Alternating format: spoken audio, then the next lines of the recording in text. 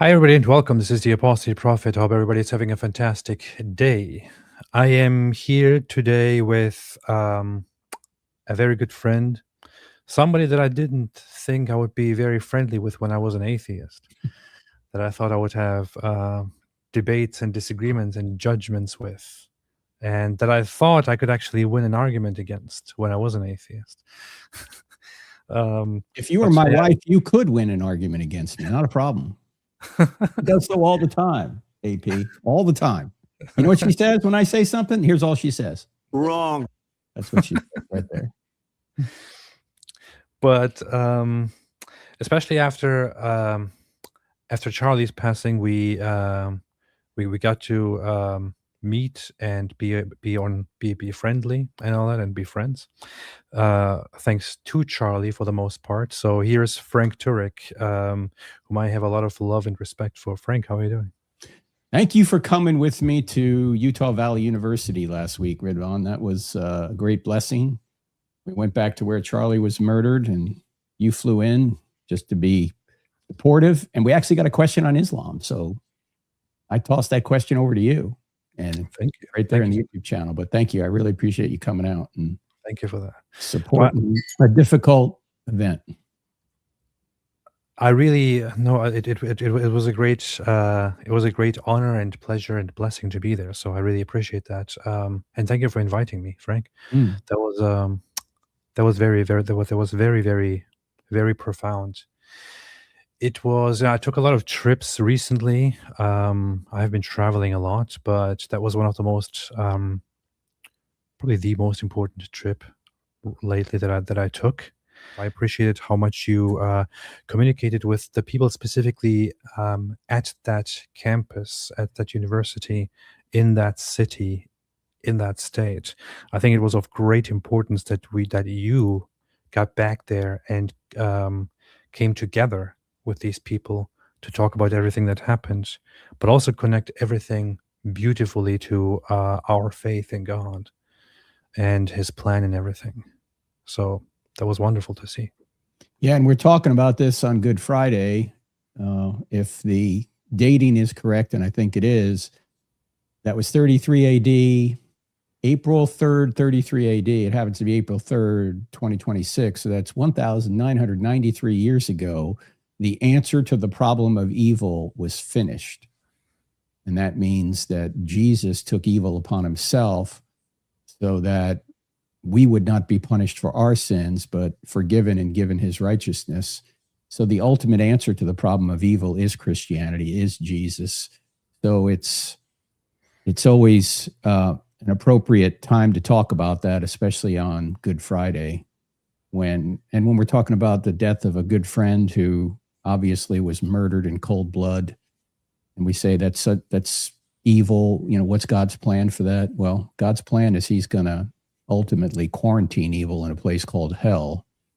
And those that haven't received the free gift, they've rejected it, will be quarantined. And that's what justice is. And those that have received the free gift will be with God in heaven. And that's grace. It's all you can get in the afterlife. You can only either get justice or you can get grace. I definitely don't want justice from an infinitely just being. I'd be toast. That's why I need grace. You have been in Christian apologetics, sharing the gospel for quite a while now, haven't you?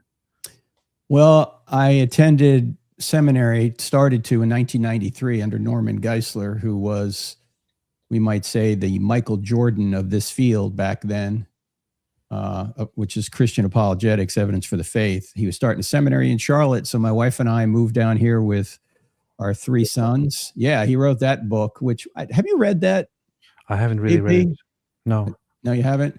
No, I have to read. Sam Shimon said to me, that's the best book to evangelize Muslims with. I mean, the content of it, you know. The funny thing is the reason I haven't read it is that I only just recently got it. Actually, I got it after you told me how good it is. So how good it allegedly is, according to your knowledge. Yeah. Well, I read it, but I mean, Sam Shimon knows a lot more about Islam than I do, and you know a lot more about Islam than I do. But Sam said, "Man, if I had one book, this would be it." It was written by Geisler, my mentor, and a converted former Muslim by the name of Abdul Salib, which, as you know, means servant of the cross. That's not his real name. And he came out of Iran years ago and became a Christian. And so he wrote that book with Geisler originally back in, I want to say it was 1993, 1994, something like that. It was updated after 9/11, but it's still a very relevant work. And so anyway, we moved down here to 10 Seminary after I got out of the Navy. And then I eventually got a doctorate in 2015, a DMin, it's called, a Doctor of Ministry and Apologetics. And Geisler and I had written a couple of books while I was going to college or seminary. One is called Legislating Morality. You always hear you can't legislate morality. Well, it turns out that's all you can legislate. Every law legislates morality. The only question is whose morality. And the second book was called I Don't Have Enough Faith to Be an Atheist, which we completed in 2004. And that book I wanted to take largely to the college campus and present evidence for the Christian faith by using the arguments from that book. And so that's what I've been doing since about 2006, because that's when we started crossexamine.org, where we go to colleges, high schools, and churches and present the evidence that Christianity is true. And that's one reason I was standing next to Charlie when he was shot, because he and I were working together to try and improve our answers on a college campus. He wanted me to coach him on a few things. And of course, I learned a lot from him too. So that's why I was near him when that happened. When was that? When did Charlie get in touch with you? Back in January of 2020. So just prior to COVID, he sent me an email and said he'd been watching my videos online. And he said it's really helped him do what he did. And so could we meet? And so we did. And we became fast friends. And he would invite me to every, TPUSA event. And especially over the past year, the summer of 2025, he and I met privately on 4 different occasions in Phoenix to have these sessions where we would go through the hardest questions we each would get on a college campus and how could we answer them better. And so we'd have these sessions and then we'd go on long walks at night to talk about them. And, Islam was a big concern of his, as you know, AP. In fact, the last walk we had was 2 nights before he was murdered, where we talked a lot about Islam. And I was talking to him about the Islamic dilemma, as a matter of fact, on that walk. Here's probably a fast way to get to the point if you're talking about Islam. So we met on 4 occasions that summer. And the reason I was with him that day was because we had met the 2 previous days. And he said, why don't you just come with me to the first event? You're in Phoenix, just come with me. So, okay. So went to the first event and tragedy struck, as you know. Yeah. How I want to get to that in a minute. It's inevitable. It's basically what I want to talk about. But no, Islam was so to my knowledge, for my part, I always concerned myself in this whole online world, in the YouTube world, more with religious matters, societal matters, and mildly, I don't know what you call it, but mildly socio-political matters rather than directly with politics. So I kind of stayed out of that circle for the longest time until recently, until maybe this year or last year or so, when I decided that the political realm is very, very important, actually.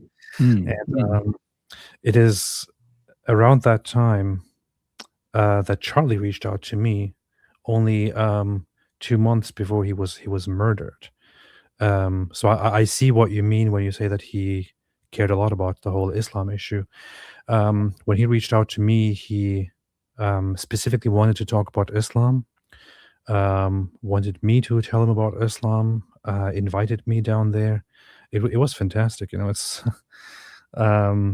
he got in touch with me, said he watched something of me. He watched me on Matt Frad, and he wanted to invite me for a long format recording down in Phoenix. And then I said to him, hey, I'm actually going to be in Florida for the Student Action Summit, just visiting.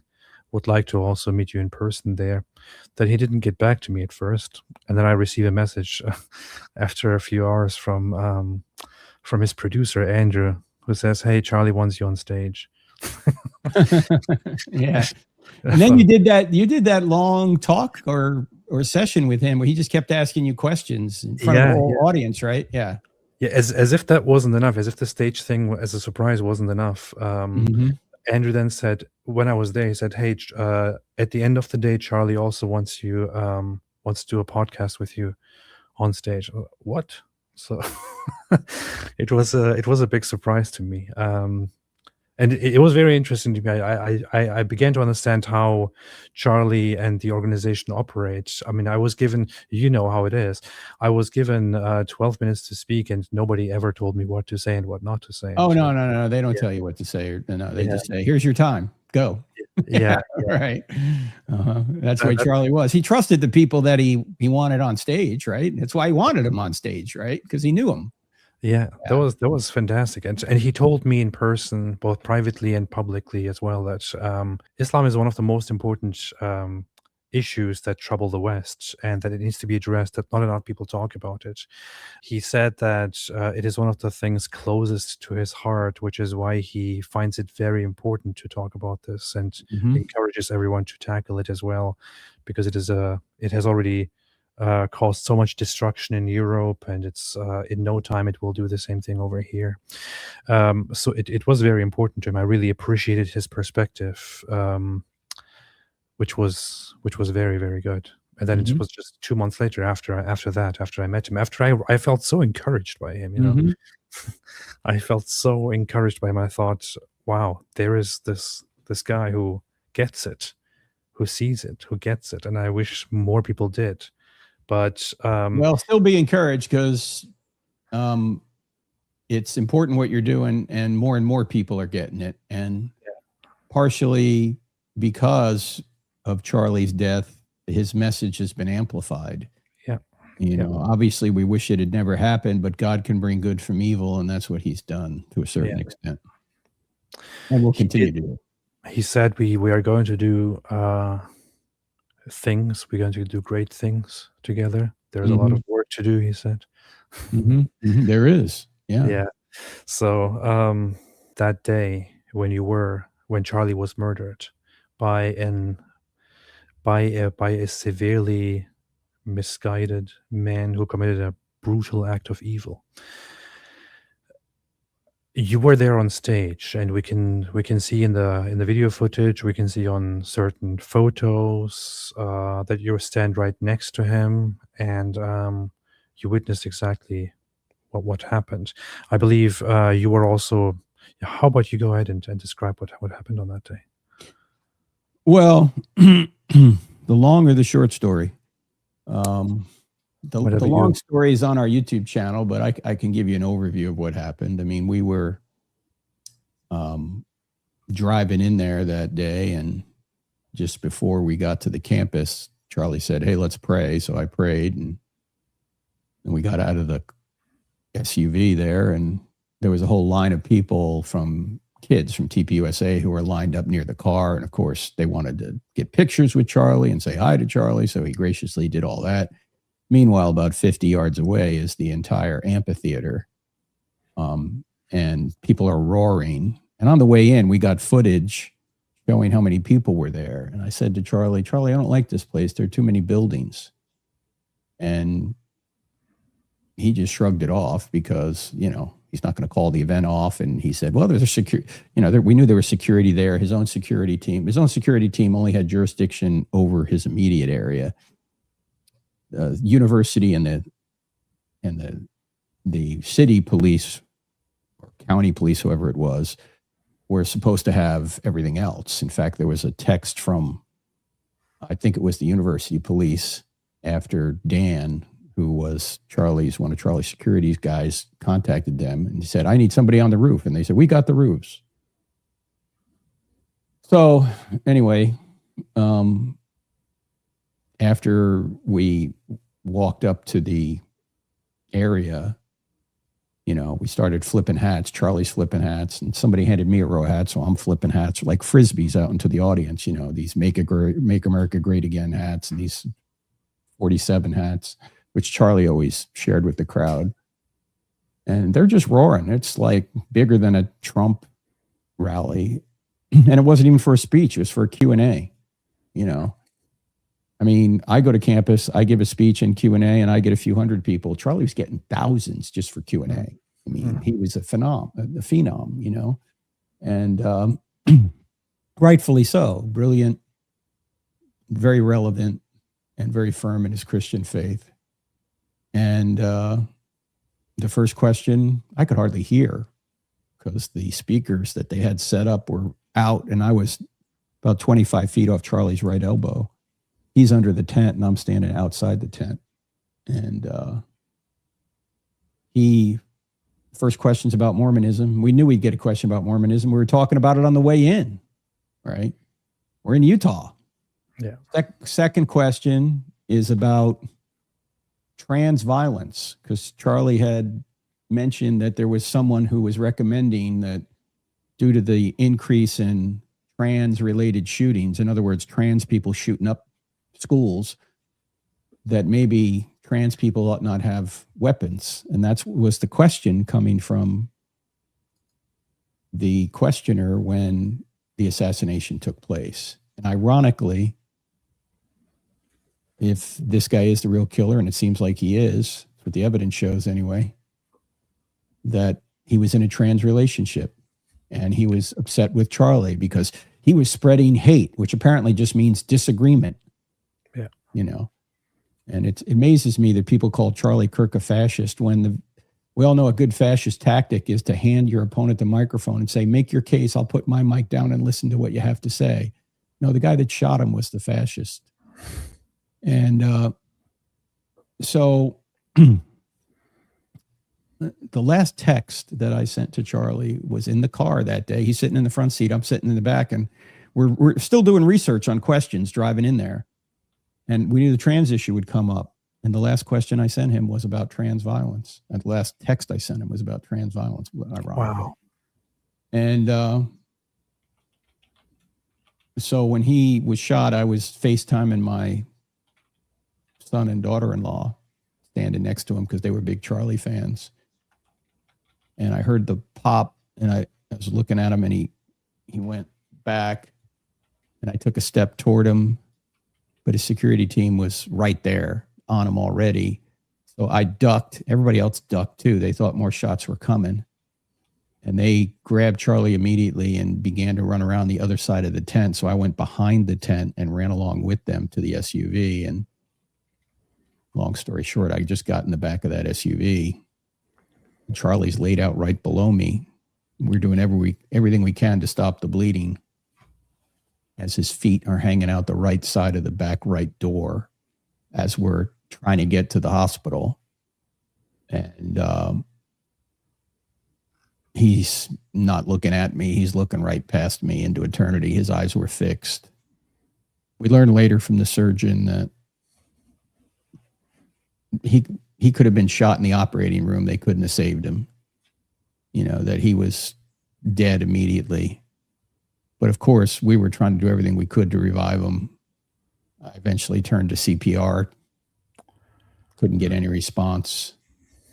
And when we got to the operating room, we got to the emergency room, it was like, there's hardly anyone there. And we're going, don't you know we're coming? Because there was an ambulance that passed us on the way there, going in the opposite direction toward Utah Valley University. And we, for a split second, we said, should we stop and let this in? No, just keep going. Just get there. Yeah, that's probably the recommended thing to do. Yeah.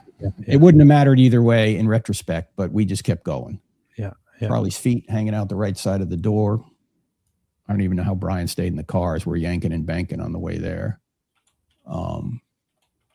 But then we get there, and eventually, within a couple minutes, it seemed like forever, but it was a couple of minutes they were on him.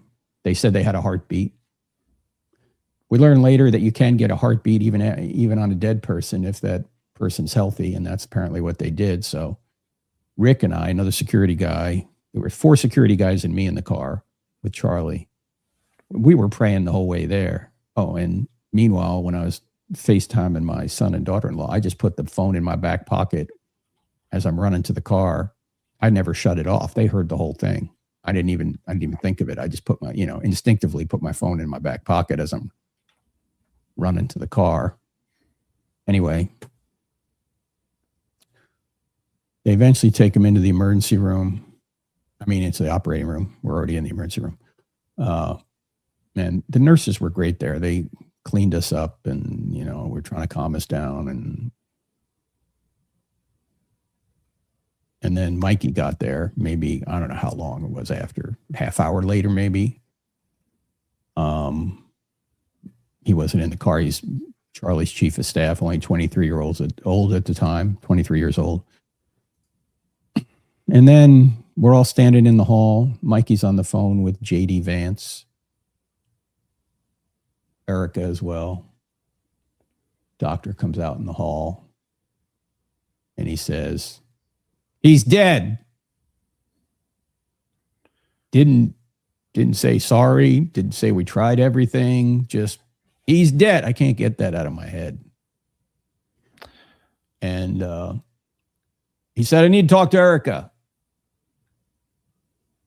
And Mikey's on the phone. I don't know I think he had JD Vance on the phone at the time. May have been Erica, one of the two. And he's kind of shaking, like, why do I want to give this guy, have him talk to Erica? I mean, he has no bedside manner. I mean, with all the tenderness of a brick, he's dead.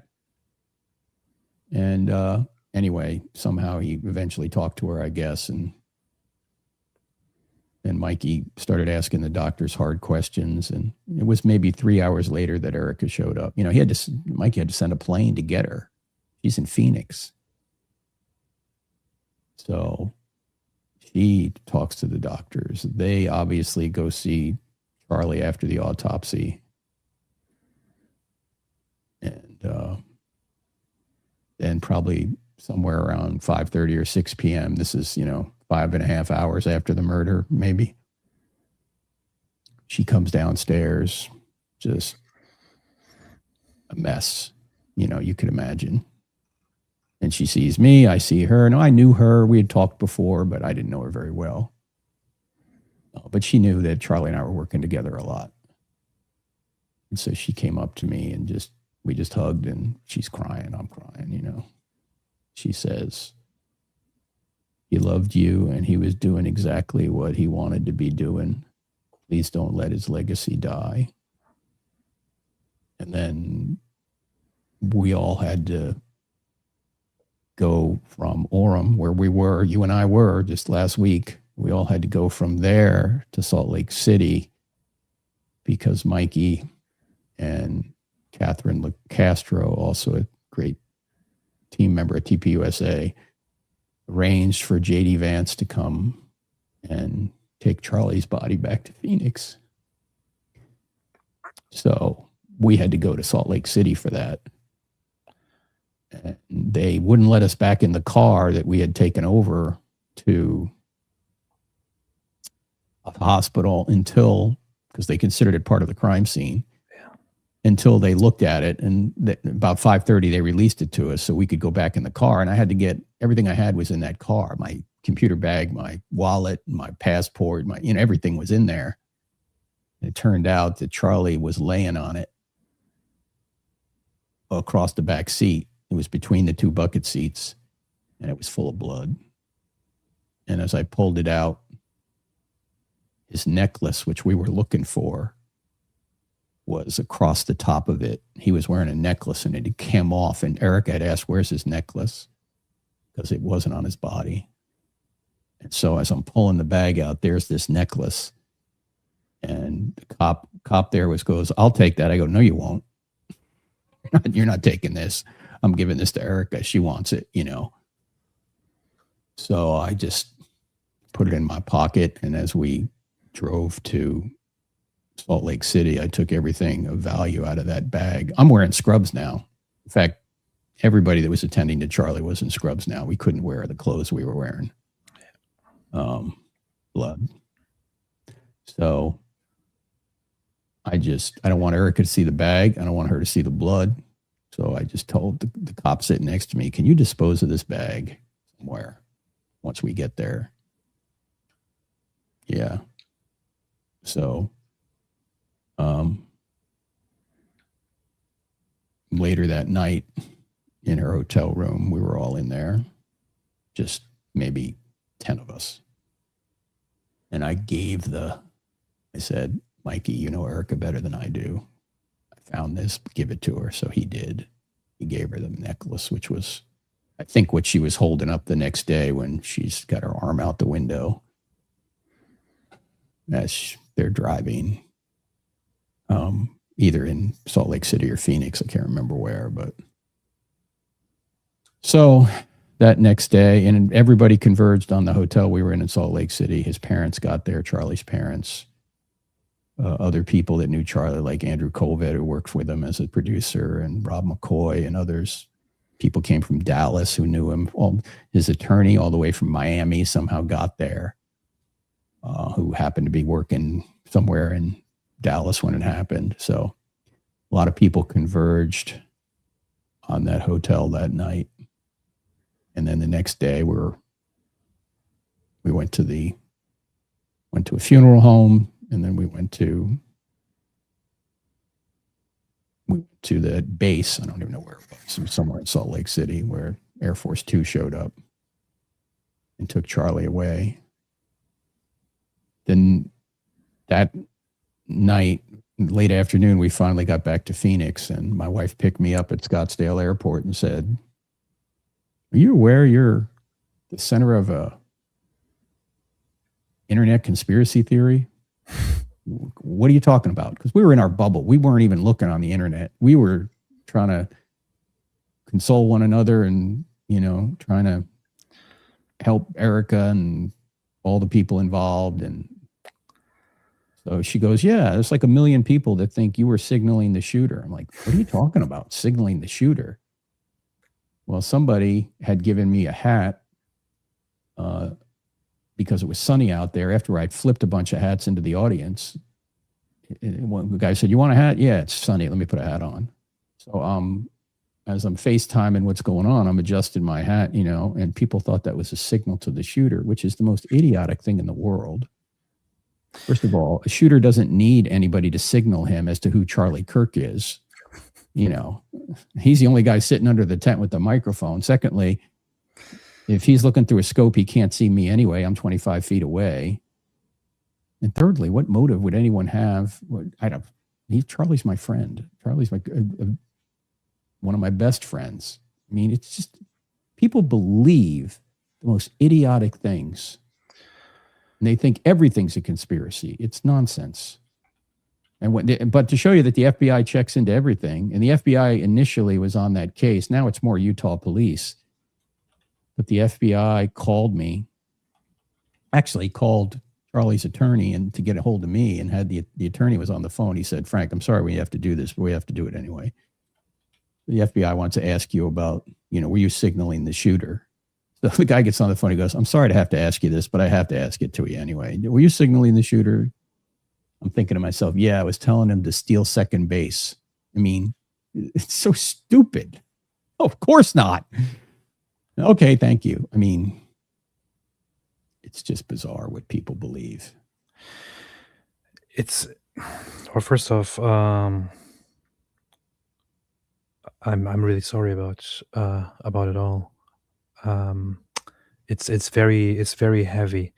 I personally only knew him for, I don't know, 2 months or so, and for me it was crushing. And I know lots of people out there who didn't even know him at all feel very, very, very crushed by it. And I can't imagine how it must be for those closest to him, those with him, and his wife, and all that, which also just makes me angry thinking about it.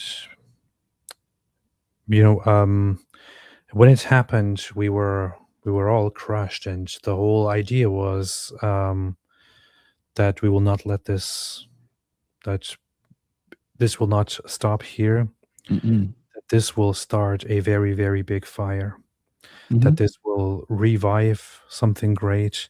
That we will now be united to tackle the forces of evil, and uphold the message, and then it abruptly and very quickly was almost deliberately disturbed, and in an attempt to stop it almost Mm-hmm. by conspiracy theorists, Mm-hmm. Mm-hmm. by major conspiracy theorists. And the first day I didn't take it too seriously. I was seeing, so I was in touch with somebody who was telling me what you just said. They took him there, and they said he has a pulse, and I was following the issue closely, getting updates on the phone, on social media. But at the same time, already within the hour or two, I see people with insane speculations, and I didn't take it seriously at the time. I was I was shocked. I was surprised actually to see how messed up the conspiracy theories got very quickly, how they were picked up by some very significant people. In fact, it is so popular right now to say the vilest things about Erica Kirk, Mm. to make the vilest allegations. I go online. Just yesterday, I dealt with somebody asking tons of questions. Nearly all of the questions are entirely nonsensical about Charlie Kirk, about the assassination, about the case, about Erica Kirk. I mean, for example, here, why don't the ballistics in the Charlie Kirk murder match? Why did the sheriff on the Kirk case resign? Why was Charlie's security team giving hand signals seconds before his assassination? Apparently, you were part of the security team. You Yeah. were giving hand signals as well. I'd love to give him a hand signal right now, but it wouldn't be in concordant with my Christian faith.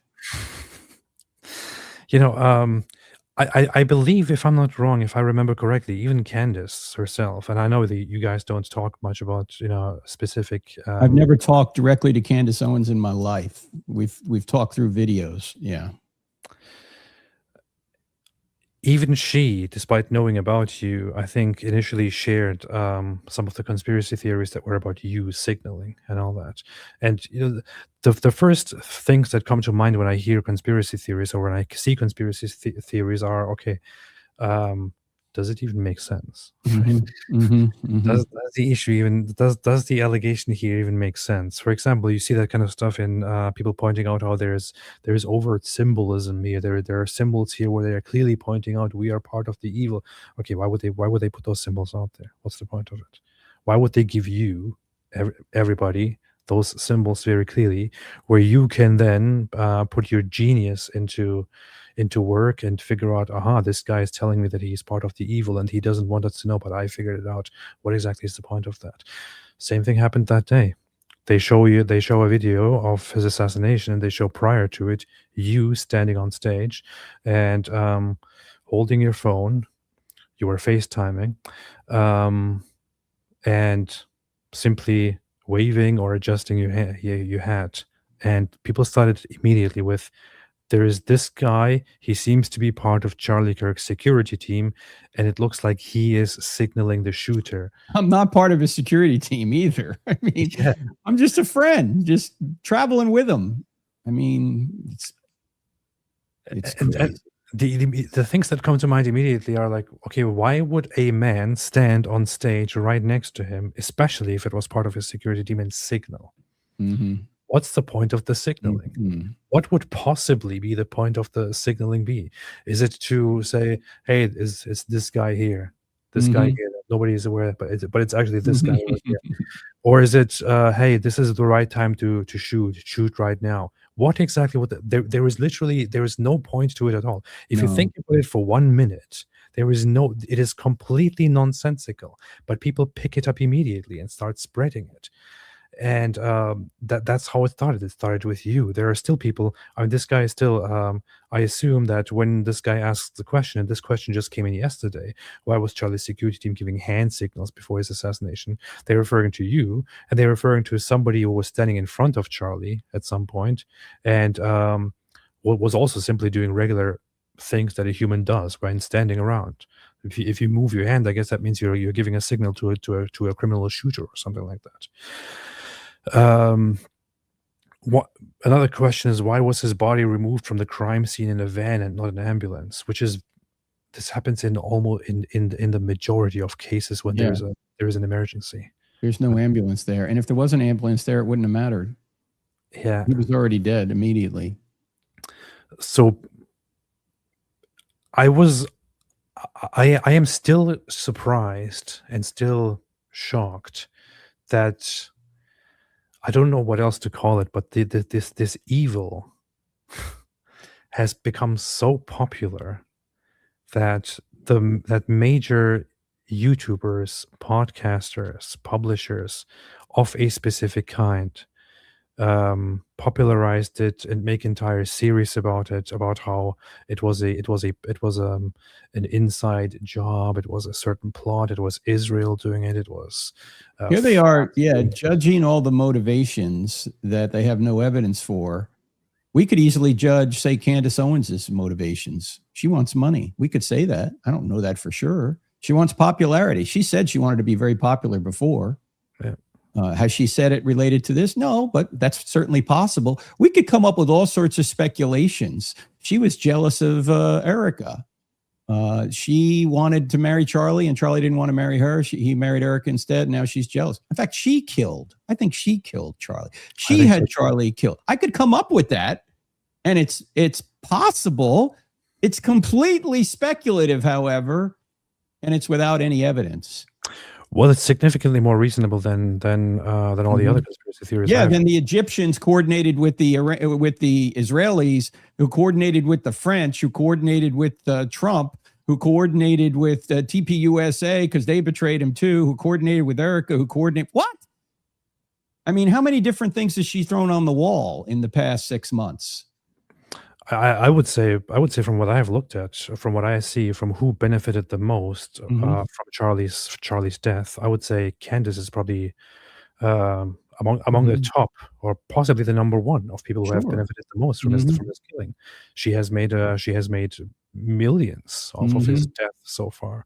She has revived her stuff and has created different series about this. She has been talking about it nonstop with thousands of claims. When you go into each one of them, every single one of them is complete nonsense. She was. It's very reasonable to assume and to conclude and to thereby say this is actually what happened, that she arranged his killing just for her own benefit. It's entirely that's possible, and some of the stuff she said is possible, but there's just no evidence for it. And just to go back to the Old Testament for a minute, in the Old Testament theocracy of ancient Israel, there were two things that relate to this particular issue. One is Exodus 22:22 says that if you abuse a widow or the fatherless, it says that God says, I will hunt you down and kill you with the sword. Okay. And Deuteronomy 19 says, if you accuse someone of a crime falsely and you're found out, you get the penalty of that crime. So if you accuse somebody of murder falsely, and then you're found out to make the false accusation, you get executed. Can you imagine what would happen to conspiracy theories if we had those laws in America? Right? You better be really sure that if you're accusing somebody or insinuating somebody has murdered somebody else, that you really have good evidence, because if you're a false witness, you're going to be the one taken out. Now, notice that Jesus and the apostles call Satan a murderer, liar, accuser, and slanderer who wants to steal, kill, and destroy. Notice we had a murder, and what have we had since then? Lies, accusations, slander, which seek to steal, kill, and destroy. See, that's what evil is. Evil destroys something good. Evil degrades good that God created. God created Charlie Kirk, and evil degraded Charlie Kirk, not him completely because he's still alive. He's absent from the body, present with the Lord, but his body was killed. And that is a evil act because you're degrading a good body. Yeah. It's so obvious. People say they don't believe in the demonic. How could it be more obvious that we had a murder and then we have lies, accusations, slander with a goal to steal, kill, and destroy. How could it not be more obvious that there's demonic activity going on behind all this? It is very difficult, right? It is very difficult not to not to come to that conclusion. So I don't know. I feel very much convinced at this point. I see. Mhm. Candace Owens recently made a, I think, published or did one of her live broadcasts. I think I asked you the other day, and you didn't even know about it because you're not paying attention to her. So Well, I pay some attention, but when people say, have you watched everything Candace has done? I say no, but I don't need to watch every WWE match to know that it's fake. Okay. She's already Yeah. discredited herself enough times for me to go, okay, she's just fishing, throwing stuff on the wall. She doesn't have evidence. She's speculating. It's time to stop even supporting this by watching it. Yeah. It's evil. Well, she brought up you specifically Yeah. several days ago, and she said, "Who is lying? Frank Turek, Erica Kirk, or something like that," Mhm. and was basically talking about.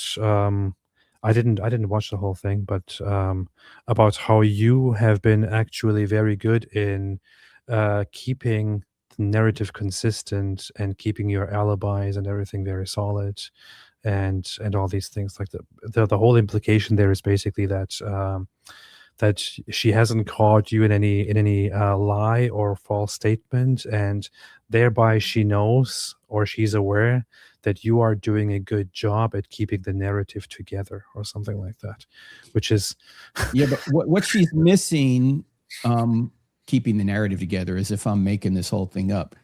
What she and other conspiracy theories miss is that inconsistent statements are not always lies.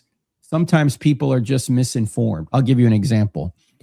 When this thing first happened, and this is on the video that I recorded 5 days after the murder, you can go to our YouTube channel, Cross Examined, and see it. It's called something like The Greatness of Charlie Kirk, an eyewitness account to his life and martyrdom. I said that on the way into Utah Valley University that we had drone footage that showed the crowd. And that's when I said to Charlie, I don't like this place. There's too many buildings. Well, in retrospect, it probably wasn't drone footage, because now that I think about it, and now that Brian said we didn't have drones up, although someone may have had a drone up before he was there, there was a walkway above us a couple of stories up, and that footage easily could have come from somebody with their phone up there, which overlooked the entire crowd. And so when I said, I just assumed it was drone footage because it was aerial, right? But in retrospect, I go, oh no, that could have just been, some guy up there, somebody on his team up on that walkway getting that footage. Neither was a lie, because she'll say, well, was Brian lying or was Frank lying? Neither of us are lying. We just didn't have all the information. I assumed it was drone footage, but apparently I was wrong. Or if it was drone footage, Brian didn't know that the PR team had a drone up earlier. That's all. It's not a lie. And people think every inconsistency between eyewitnesses is a lie. That's not the case. Any homicide detective will tell you the eyewitnesses will agree on the main thing. Charlie was shot. They'll disagree over details because not everybody has the same perspective. That's actually evidence they were eyewitnesses. That's not evidence that there's some conspiracy or there's one of them is lying. People, inconsistencies among details is common among eyewitnesses. That's a feature of eyewitness testimony, not a bug of eyewitness testimony. There's also the thing, I forget what it's called. I'm trying to think about it. Think about it. Let me make another point. It's the same thing in the New Testament documents. People will say, oh, there's contradictions. No, they're not contradictions. They're differences. They're not saying that, one gospel says there was one angel at the tomb, another says there were two. That's not a contradiction, because if there was two, there certainly was one. And the gospel that says there was one angel doesn't say there was only one. He may have just highlighted the one, or the one that spoke, or he just may have only seen one when there really were two. It's not a contradiction. It's a difference. Now, if he said there was only one at the same time, another said there was definitely two, that could be a contradiction, but it doesn't say there was only one. Even so, in the immediate aftermath of a significant event like this, which is so filled with rush, with panic, Hmm. Hmm. with stress, fear, and everything there is, you might completely misremember certain aspects of it. You might think about it later, and then you might remember it correctly. You might think about it much later and you might misremember it. So in psychology, it's a very, very easy concept called false memory, which is a significant event has great importance to you.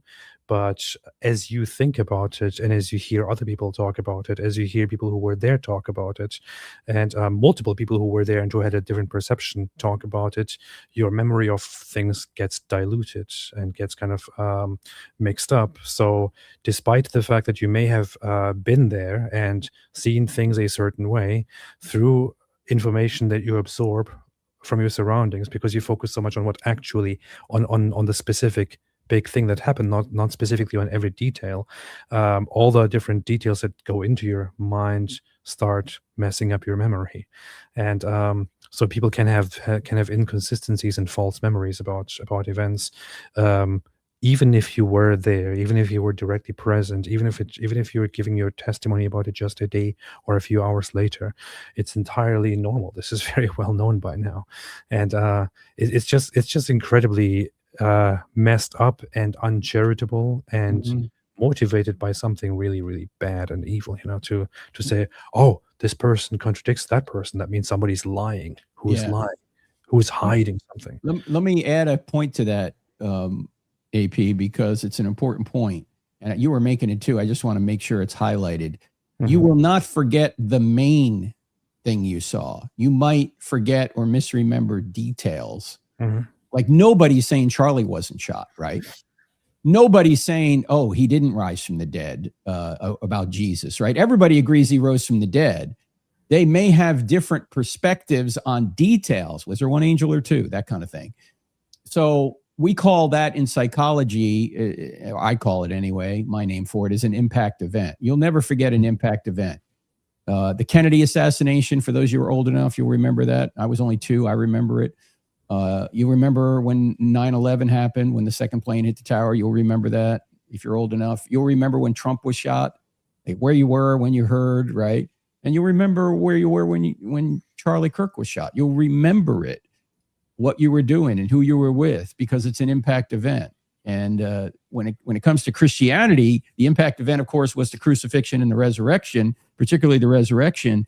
That's why those Jewish people would suddenly turn on a dime away from their 2,000-year-old religion toward this new religion where this Messiah claims to be God and rises from the dead, and they'll suffer torture and death for this because it was an impact event that changed their perspective 180 degrees, and they knew it was true.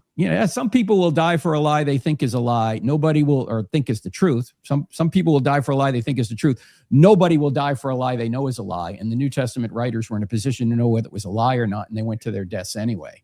So, you can't get better evidence than that unless you were there yourself. So the impact event is the fact that Jesus rose from the dead. The impact event is that Charlie Kirk was shot in front of us all. Minor details on what happened around that event do not invalidate the larger point that Charlie was shot, do not invalidate the larger point that Jesus rose from the dead.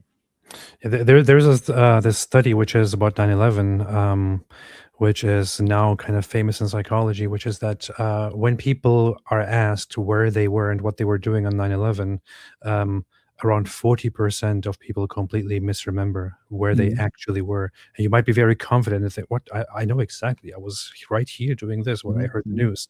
And you actually weren't. You might have been in a completely different city. And, in psychology, this has been kind of with fascination found out and analyzed. And it's basically just what we're talking about. It's the main thing that you remember, and the details all get kind of diluted and mixed up over time. So, when it comes to the Charlie Kirk assassination, again, where we are standing right now.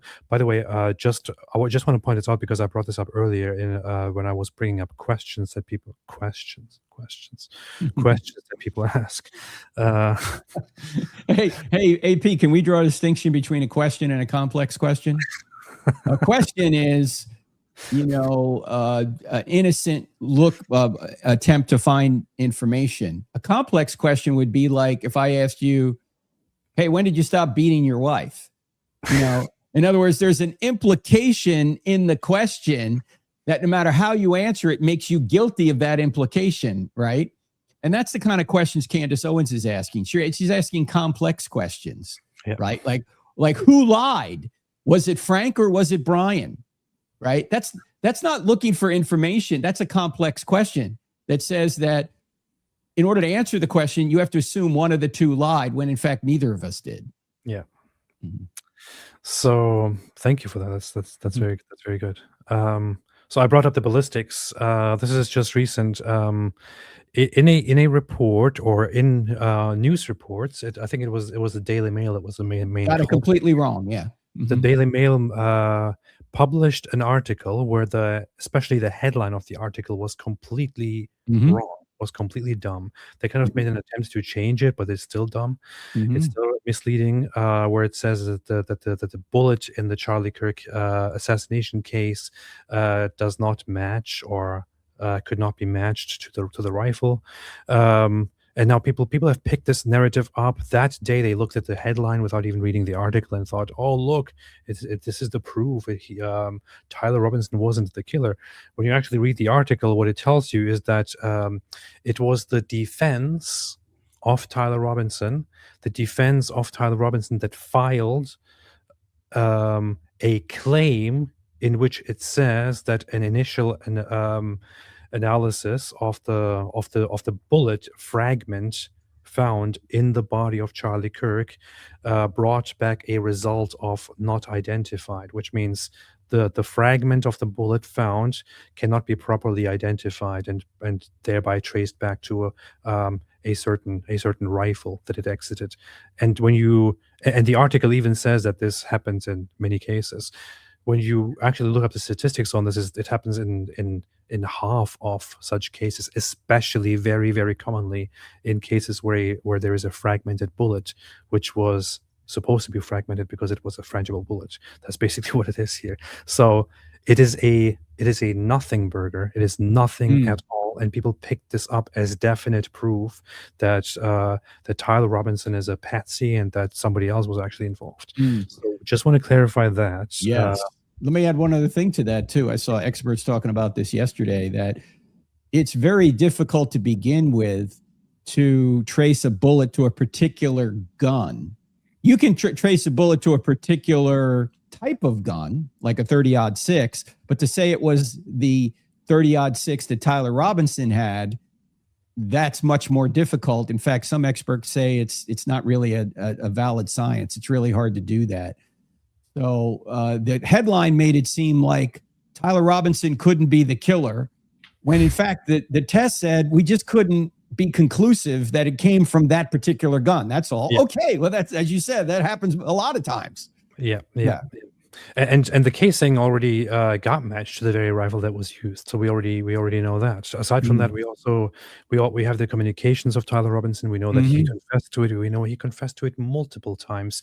We know that his parents, his father, immediately called him when he saw the footage. He asked him, "Was this you? Did you do it?"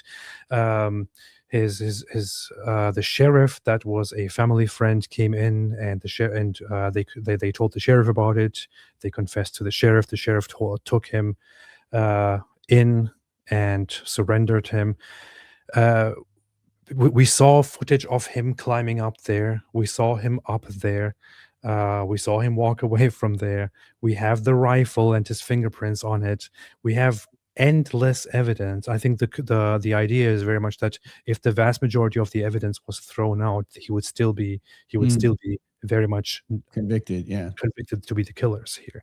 So that is the case as it stands. None of the conspiracy theories hold up in any way. And if any of the conspiracy theories hold up, and if any of these people actually have credible information that is very, very damning and proof, I beg them to contact law enforcement, to contact the defense or the prosecution, and to tell them, "Hey, I got this definitive proof here, and I want to make my case."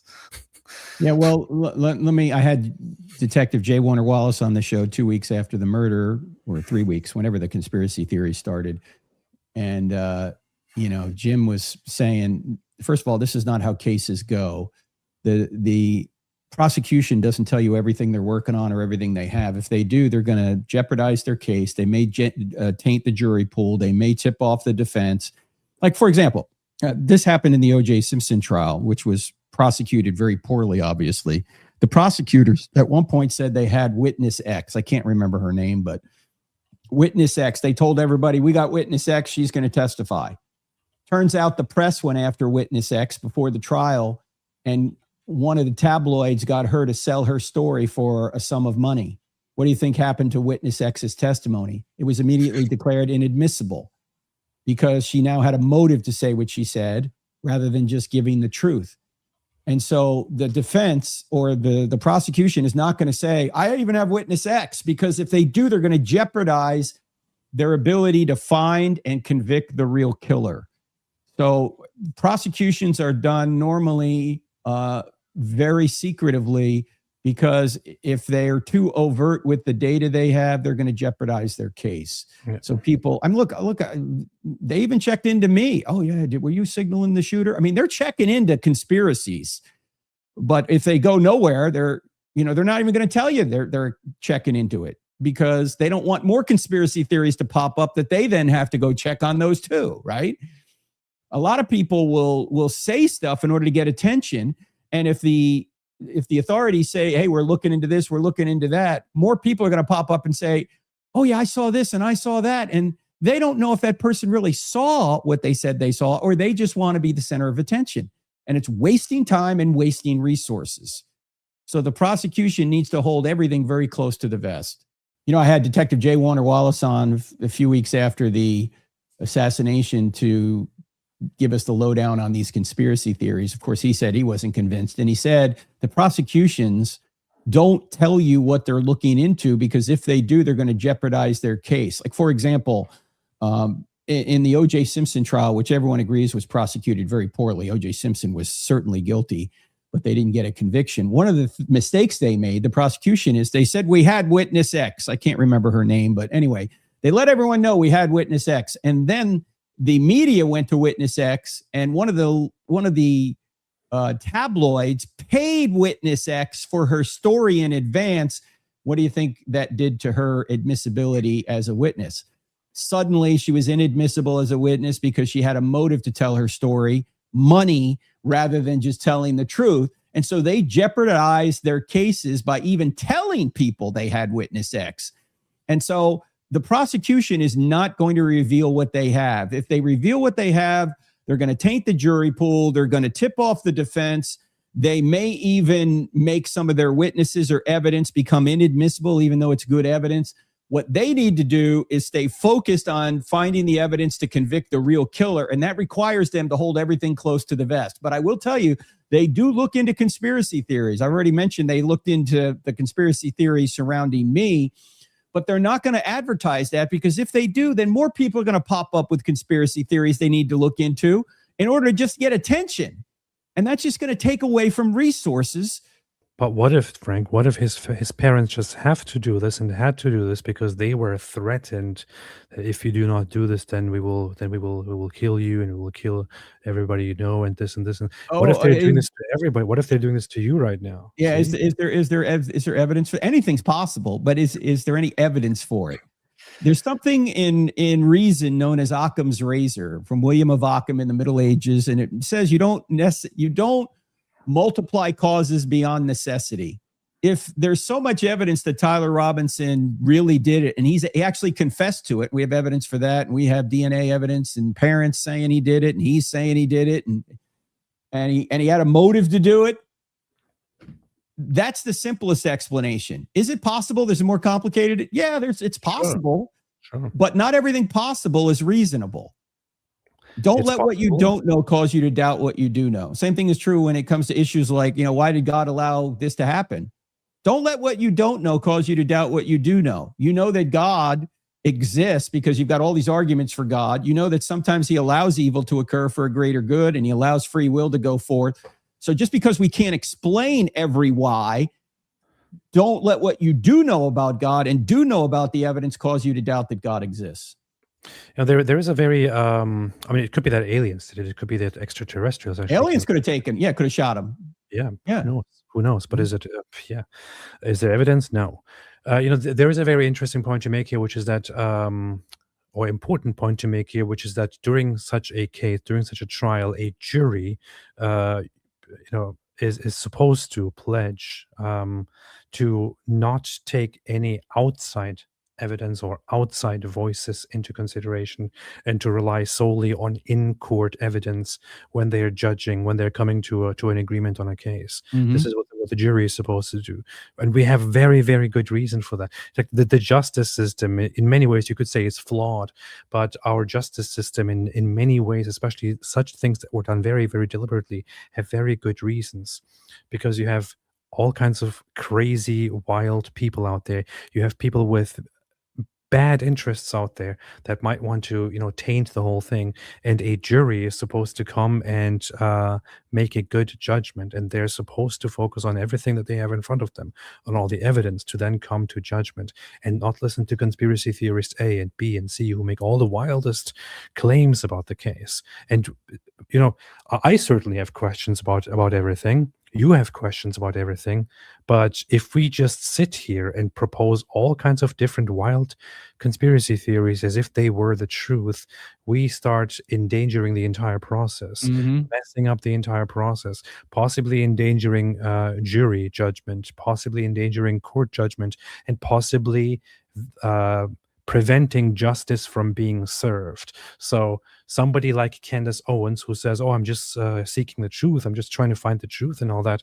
I'm sorry, if you were finding the truth, you would keep a low profile and would maybe keep some people informed about something. If you really have proper information, instead of playing a public lawyer or whatever the heck it is that she thinks she's doing, and messing up the whole process, Mhm. she would do a proper job. You will have to give justice and the proper authorities and those on the case, and especially those who loved Charlie the most, and those whom Charlie loved the most, whom Charlie picked, especially those, to be very close to the case and respect them a little bit. Respect them a little bit. Respect the people that Charlie loved a little bit, and be a Mm. little bit kind and charitable to them, and not attack them, and treat them the way you treat your enemy, and then also claim to protect and care about Charlie Kirk.